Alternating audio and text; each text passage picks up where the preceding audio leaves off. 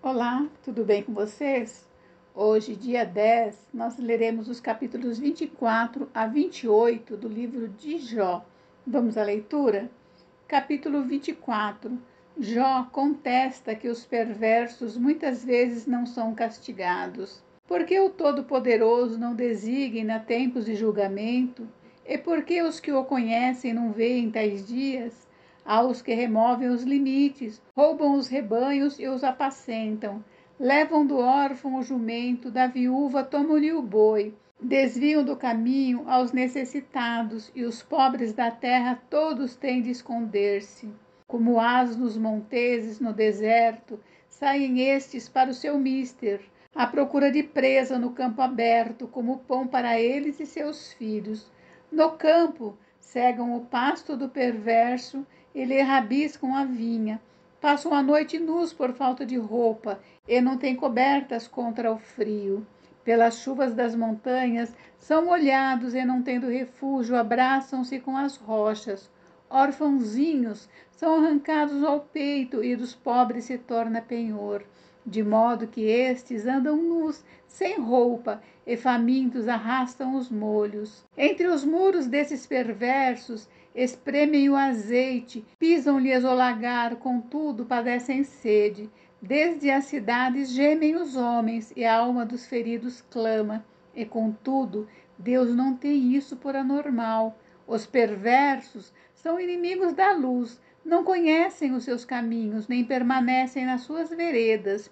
De madrugada se levanta o homicida, mata ao pobre e ao necessitado, e de noite se torna ladrão. Aguardam o crepúsculo os olhos do adúltero, este diz consigo: ninguém me reconhecerá, e cobre o rosto.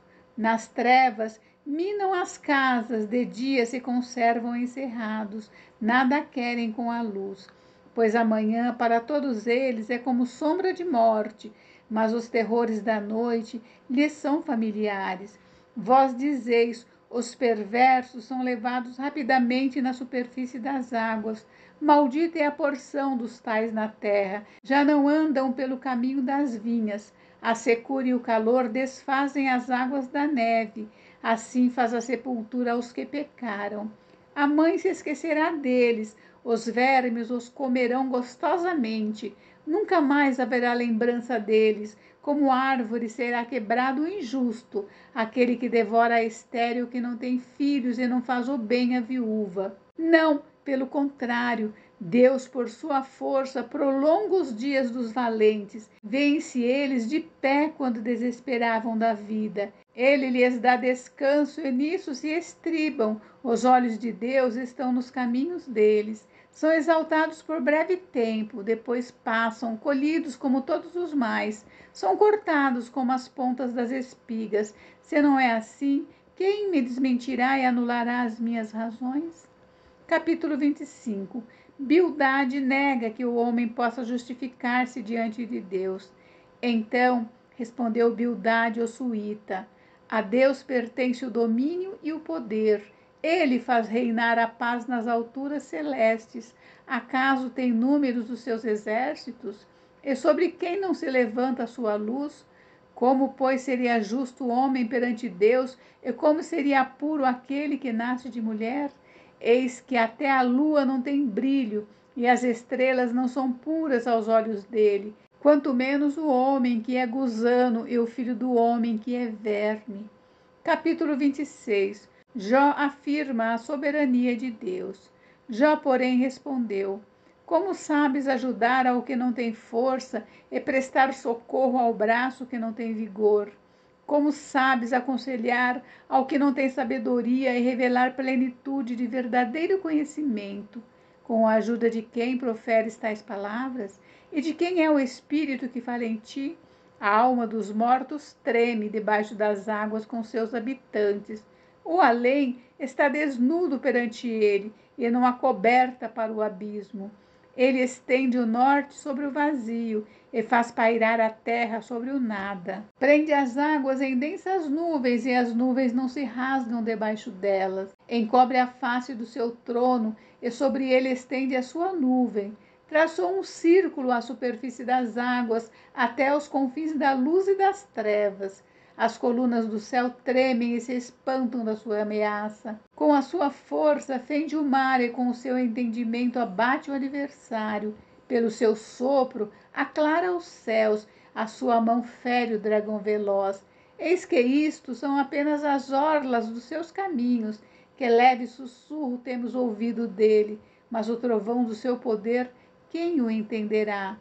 Capítulo 27. Jó descreve a sorte dos perversos. Prosseguindo Jó em seu discurso, disse: Tão certo como vive Deus, que me tirou o direito, e o Todo-Poderoso, que amargurou a minha alma, enquanto em mim estiver a minha vida, e o sopro de Deus nos meus narizes, nunca os meus lábios falarão injustiça, nem a minha língua pronunciará engano. Longe de mim que eu vos dê razão. Até que eu expire, nunca afastarei de mim a minha integridade. A minha justiça me apegarei e não a largarei. Não me reprova a minha consciência por qualquer dia da minha vida. Seja como um perverso meu inimigo, e o que se levantar contra mim como um injusto. Porque qual será a esperança do ímpio quando lhe for cortada a vida, quando Deus lhe arrancar a alma? Acaso ouvirá Deus o seu clamor em lhe sobrevinda tribulação? Deleitar-se-á o perverso no Todo-Poderoso e invocará o Deus em todo o tempo? Ensinar-vos-ei o que encerra a mão de Deus, e não vos ocultarei o que está com o Todo-Poderoso. Eis que todos vós já vistes isso. Porque, pois, alimentais vãs noções? Eis qual será da parte de Deus a porção do perverso e a herança que os opressores receberão do Todo-Poderoso. Se os seus filhos se multiplicarem, será para a espada, e a sua prole não se fartará de pão. Os que ficarem dela, a peste os enterrará, e as suas viúvas não chorarão. Se o perverso amontoar prata como pó e acumular vestes como barro, ele os acumulará, mas o justo é que os vestirá, e o inocente repartirá a prata. Ele edifica sua casa como a da traça, e como a choça que o vigia constrói. Rico se deita com a sua riqueza, abre os seus olhos e já não a vê. Pavores se apoderam dele como inundação, de noite a tempestade o arrebata. O vento oriental o leva e ele se vai, varre-o com ímpeto do seu lugar. Deus lança isso sobre ele e não o poupa, a ele que procura fugir precipitadamente da sua mão. À sua queda lhe batem palmas, à saída o apupam com assobios. Capítulo 28. O homem apropria-se das riquezas da terra. Na verdade, a prata tem suas minas e o ouro que se refina no seu lugar. O ferro tira-se da terra e da pedra se funde com o cobre. Os homens põem termo à escuridão e até aos últimos confins procuram as pedras ocultas nas trevas e na densa escuridade. Abrem entrada para minas longe da habitação dos homens, esquecidos dos transeuntes, e assim, longe deles, dependurados, oscilam de um lado para outro. Da terra procede o pão, mas embaixo é revolvida como por fogo. Nas suas pedras se encontra a safira e a pó que contém ouro. Esta vereda a ave de rapina ignora, e jamais a viram os olhos do falcão. Nunca a pisaram feras majestosas, nem o leãozinho passou por ela. Estende o homem a mão contra o rochedo e revolve os montes desde as suas raízes. Abre canais nas pedras e os seus olhos veem tudo o que há de mais precioso. Tapa os veios de água e nenhuma gota sai deles, e traz à luz o que estava escondido. A verdadeira sabedoria é dom de Deus. Mas onde se achará a sabedoria? E onde está o lugar do entendimento? O homem não conhece o valor dela, nem se acha ela na terra dos viventes. O abismo diz, ela não está em mim, e o mar diz, não está comigo.